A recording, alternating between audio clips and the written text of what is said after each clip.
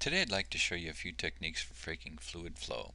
In this example from one of our customers' Sentry equipment, we see a couple things: fluid filling up a tube, fluid moving in different directions, and provides a couple tricky simulations.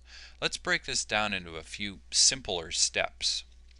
I can take a single object and create a moving texture map, and I'm just going to apply a texture map here, and it's just basically a texture of some fluid looking objects with some noise in it. So when I animate this across the timeline by using the texture translation mode, you'll get a nice little fluid simulation looking movement on a straight tube. This works really well for straight objects like this, but we need to actually do a couple more things like filling up the tube. In this case I had to explode the geometry into a couple different pieces and take it so I have an outside surface and an inside surface.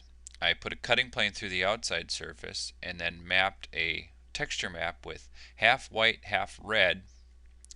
Then I scaled up the texture and moved it across the object so that it appeared as if it was animating up. After I enabled transparency, it looks like the tube is filling up. With the cutting plane through there, you get a nice little effect like this. Now the actual object is really tricky, so I have to explode this object. It's all one object. So I'm taking these tubes, breaking them down into separate parts, scaling them down to about 1/10 their size, and maybe to 1/4 their size depending on the tube. And then I can copy and duplicate the pieces here, and then using some of the alignment tools I can quickly put those tubes back together until I have a completed tube assembly with some selection sets. Now when I select the outer tube, I have it broken apart into a lot of little tiny pieces. First I apply the texture to the whole object, and then I specify kind of the direction that they're going to move with translation in one direction, then I'll go to another direction and translate it across there. And that whole movement goes on over time. Now I can take the texture, turn it off, disable the texture, and I start selecting individual pieces and moving every 3 frames or so. I enable the texture map.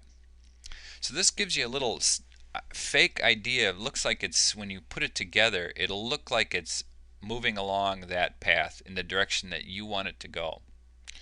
So just a tip, if you're going to be doing this and coming back to your project, you want to have the texture enabled at an endpoint as well, because you may lose the link if you have all your textures disabled.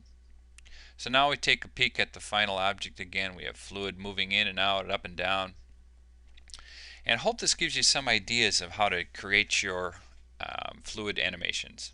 Thanks.